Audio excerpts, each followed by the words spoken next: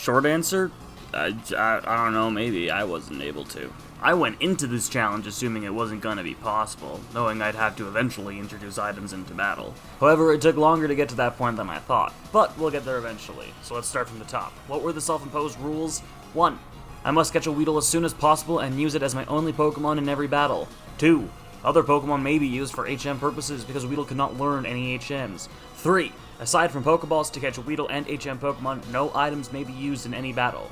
This rule may be permanently repealed when determined it is no longer feasible to progress under these conditions. I also played this on official hardware. My childhood copy of Pokemon Red played through Pokemon Stadium's Dodrio Game Boy Tower on my N64. Now that's enough of the technical talk, let's get to the actual challenge.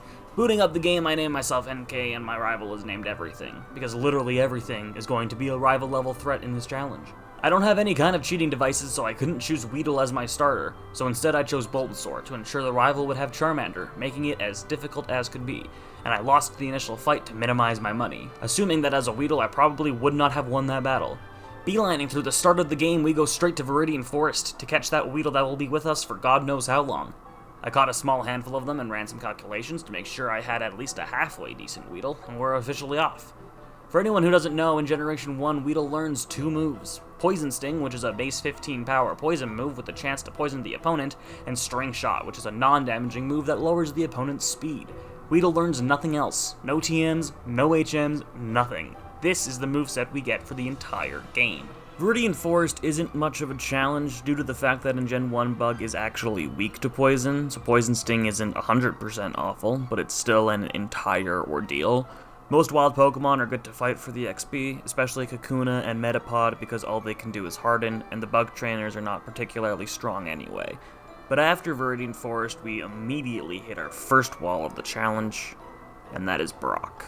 Or to go back even a little farther, the junior trainer in Brock's gym is also a wall. Poison Sting isn't doing a thing to his Diglett since ground resists poison, so we have to resort to the only other strategy we have, which is Struggle. When your Pokemon is out of power points, they'll use Struggle, which is a base 50 power normal type move that deals recoil damage. Note that I said normal type. In future generations, it will be classified as typeless, so that it deals neutral damage to every type. But in Gen 1, it is still resisted by Rock and cannot hit Ghosts, which means that both strategies against Brock are going to be more difficult than they should be. Initially, I thought if I got lucky with poisoning Brock's Pokemon really fast, I'd be able to get through the fight without too much grinding. What I forgot is that Brock has something like 5 full heals per Pokemon, so I'd have to hit essentially 12-20% chances in a row, and I'm not about to sit here and suffer through that. So instead, we're gonna go grind.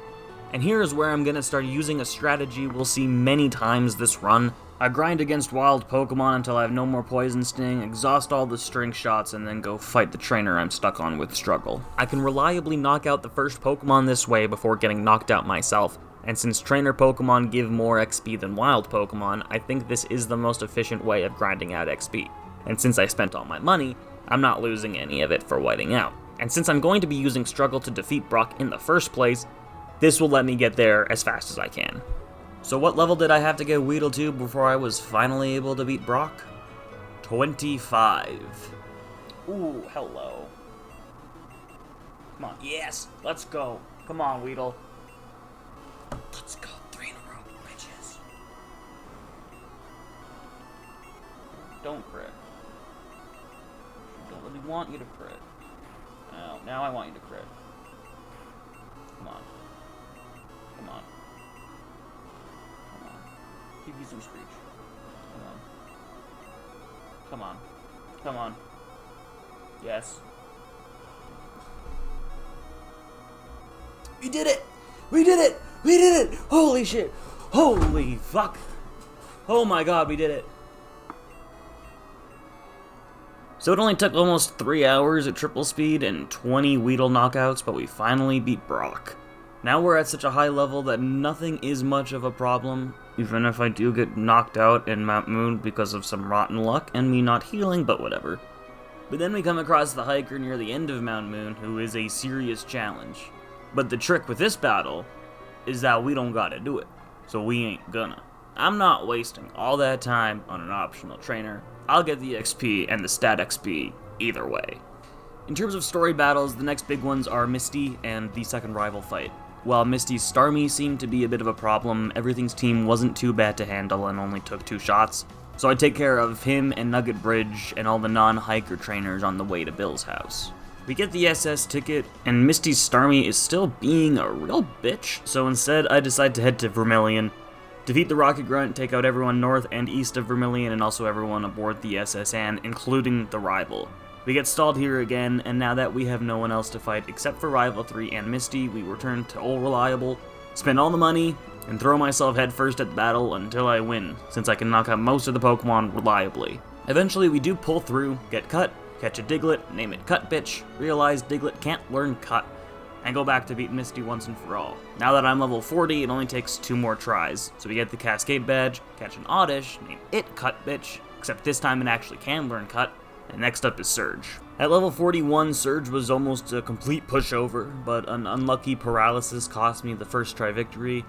The second shot, spamming Poison Stings, everything went down with ease, getting us the 3rd badge. Heading east from Cerulean and into Rock Tunnel, we face one of the most difficult stretches of the game.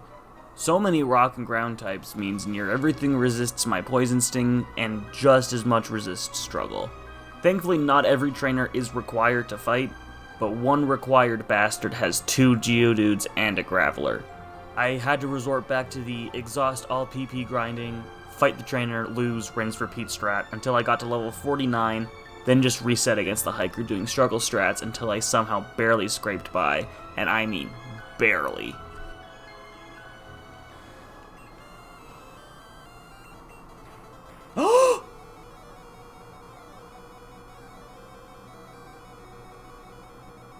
I did it! We did it! Oh, we did it! Save the game. Oh my god. Yes! Oh, we barely...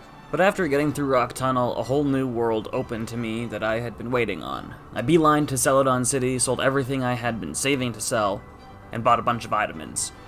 To realize that what I thought I knew about Gen 1 vitamins is wrong. For some reason, I thought that vitamins could be used to fill stat XP completely and didn't have a limit like EVs and vitamins did until Gen 8. Thankfully, I didn't buy all the vitamins, just one stat at a time, so I didn't waste that much money. Anyway, I went to Erica's gym, and for the first time in the challenge, I had a first try victory against a gym leader, since Erica's Pokemon all use grass moves, which Weedle quad resists, so it wasn't a problem at all. What was a problem, however, was the Celadon Rocket hideout. Not just Giovanni. One of the guards gave me more trouble than he should have, but Giovanni gave me much, much more. Thankfully, in a lot of these wall scenarios, there's other battles I can take care of for the XP and the progress. So I went to Lavender Tower and took out the Rival in one try, and it would have been even better if I hadn't been sand attacked by the Pidgeotto, but whatever. Then there were the Ghastlies and the Haunters. Oh boy, the Ghastlies and Haunters. Quad resists Poison Sting. I can't struggle them because struggle is normal in Gen 1 and Ghost is immune to normal. So any fight involving one of the Ghastly line is literal hell. And it isn't like I easily resist what they throw back at me because it's a lot of Nightshades, and so I'm on a timer, add in Lick Paralysis, and it's just a whole disaster. It's these Pokemon that made me know from the start I wouldn't be able to do itemless, because taking down Agatha's Haunter and 2 Gengars plus the Arbok and Golbat with just Poison Sting, no way I was ever winning that fight without items. So I dealt with the Channelers, however slowly it was, and since I can't progress without the Sylph Scope, I mean, I know you can Pokedoll it, but you know, no items in battle, wink wink. So back to Giovanni it was. Spent all the money I had and just threw myself at that fight till I won. Didn't take too long, and afterwards my Weedle was level 60. From there a lot opens up, and it's pretty smooth sailing until we have nothing but boss battles. The route south of Lavender to Fuchsia, Cycling Road, and Sylph Co. took out all those trainers with relative ease. Some deaths here and there, but nothing I got super stuck on for a long time. The bikers are the biggest problem due to the volume of coughing and Grimer lines. Lots of bulky Pokemon that resist Poison Sting, and since they're bulky, they don't take a ton of damage from struggle, but overall, not a bad stretch. And after that, we have 2 walls in front of us this time. Koga and the 5th rival fight in Sylph Company. I tried both Poison Sting and struggle strats on both fights a few times. Koga proved to be way too hard for the time being, so I went after the rival fight in Sylph, threw myself at that fight until I won. It took a while, and then after that, went after the second Giovanni battle, which surprisingly wasn't bad. Didn't take too terribly long, only took a few tries, unlike the first one. But that was because I adapted the third and final strategy I would use in this run. Poison Sting strats and Struggle strats weren't cutting it, but I noticed that Poison Sting was enough to take out the first couple Pokemon, and Struggle was better on the last ones. So I manipulated my power points to give me just enough to take out the first two, which left me with enough health to struggle the rest of his team and just barely not kill myself with recoil. Even though I was level 75, at this point Koga was still proving to be a huge problem, which is another point for Agatha being impossible without items. So off to Sabrina it was. A lot of people might expect Sabrina to be one of the most difficult fights in the game considering Psychic type, but actually it also wasn't that bad. Granted, it did take a while, but I knew from the hop it would be possible. Psychic types in Gen 1, especially the Aberline, are pretty physically frail, so it was only a matter of time. Essentially, I could get to the Alakazam pretty easily, and then it was just a matter of getting lucky that Alakazam uses Psy Wave, which does random damage instead of Psychic and stuff, enough that I can just knock it out, and the Marsh badge is mine. And then came the big boy. There was no putting off Koga anymore. No doubt this was going to take a lot of luck to beat without having to just grind to super duper high levels, so I gave my Weedle just enough Poison Stings to take out the first Coughing, struggled the Muck and the second Coughing to death with way too many misses on the second Coughing because of Smokescreen, and was left for just enough HP for the Weezing to self-destruct and barely leave me alive, giving me 6 badges using 1 Weedle and no in-battle items. When I started this, I thought for sure I'd have to have abandoned that rule by now because I'd have been level 100 for a long time at this point, but apparently not. And then came Blaine. Gen 1 Blaine is typically a total pushover because his AI does stupid things like make him use a super potion at full health. He just isn't a threat, but when you're just a little old Weedle up against these fire dogs and horses, things get a little more difficult. I tried and I tried and I tried. Poison Sting strats, Struggle strats, PowerPoint manipulation strats.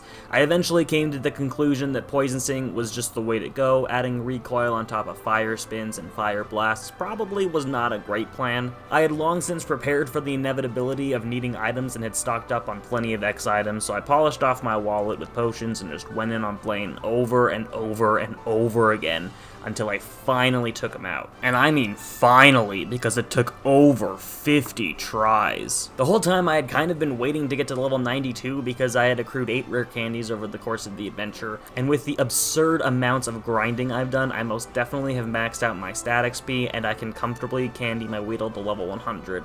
But I got super lucky on one attempt and took out Blaine just before hitting level 92. Oh. Let's go, baby! Let's go! Boom! Oh! Fuck yeah! Out of all of the big trainers in the game, I was not expecting Blaine to be the one that stalled me so badly.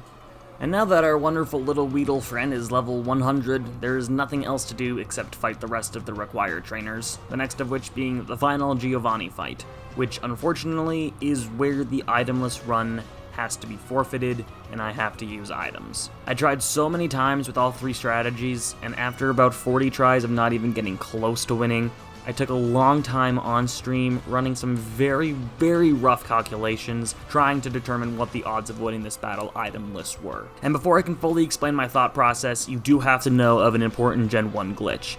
You might know that sometimes when you get a badge, the gym leader tells you that one of your stats gets an increase. The first, 3rd, 5th, and 7th badges all provide a 12.5% boost to their respective stats in battle. However, due to a programming error, this 12.5% boost is applied every time your stats are modified in a battle. If you use Sword Stance, not only do you get the 2-stage attack boost, but all 4 of your stats also receive a 12.5% boost. This even works when your stats are lowered. A Leer may lower your defense by a stage, but again, all 4 of your stats will get a 12.5% buff. And as far as I know from the little reading I've done, this buff stacks as many times as possible until the integer hits a number the game can't comprehend and rolls over to 0, which I don't think would be something we need to worry about anyway. Now that that's explained, here's what I was looking for to be able to win this battle. And just a forewarning, my numbers may be totally off. I'm not great at math. I was mercy passed in high school calculus. I also don't know Gen 1 stat mechanics as well as some might. So if I'm wrong, don't at me, but I feel decently confident in my math. I start the battle with 10 Poison Stings. I poison Giovanni's Rhyhorn on turn 1 or 2, slowly chipping away at its health, leaving me with 1 Poison Sting after it goes down. The whole time, all 9 turns, Rhyhorn uses 6 Tail Whips, and the other 3 turns are either Tail Whip or Horn Drill, because after 6, Tail Whip does nothing and Horn Drill won't affect me. Rhyhorn goes down, Dugtrio comes out, my last Poison Sting kills, then Nidoqueen, Nidoking, and Rhydon all come out and get 1-hit KO'd by Struggle.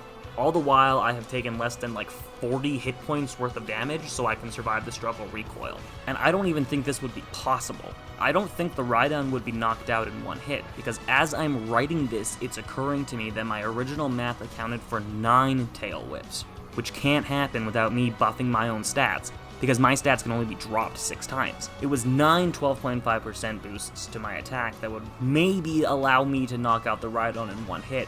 So now that I'm writing this, I'm even more confident that it isn't possible. I even ran the calculations based on Giovanni's Pokemon having both minimum and maximum stat experience and DVs, because I don't know how opponent stats work in Gen 1, and found 9 was the threshold for the minimal stats, and 12 was the threshold for maximum stats. Running those numbers, I think if that amount of defense dropping was possible, I found the odds of beating Giovanni would be at best 1 in approximately 80,000, and at worst be 1 in approximately 12 million.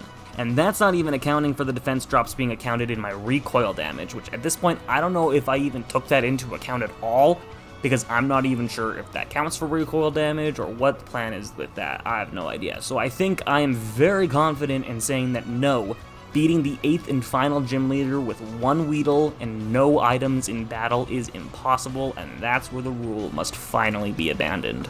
Thankfully, I have long since bought a real big handful of X items, and at this point I am exhausted by this challenge, so I just wanted to finish it. So now that I can use items, I decided to go fully no holds barred. 6 X defense, 6 X attacks, and 1 more X defend to offset a Tail Whip, and then I just Poison Sting my way through the Rhyhorn, the Dugtrio, the Nidoqueen, the Nidoking, and then a Struggle at +6. And the badge boosts wasn't enough to take out the Rhydon in 1 hit. But we eventually got through it, and that's 8 badges. Now there's only 6 battles left in the game, and the 6th rival fight is the next one of them. Same process again, max my attack, my defense, my special this time to make sure I'd be fine against the Alakazam and Charizard.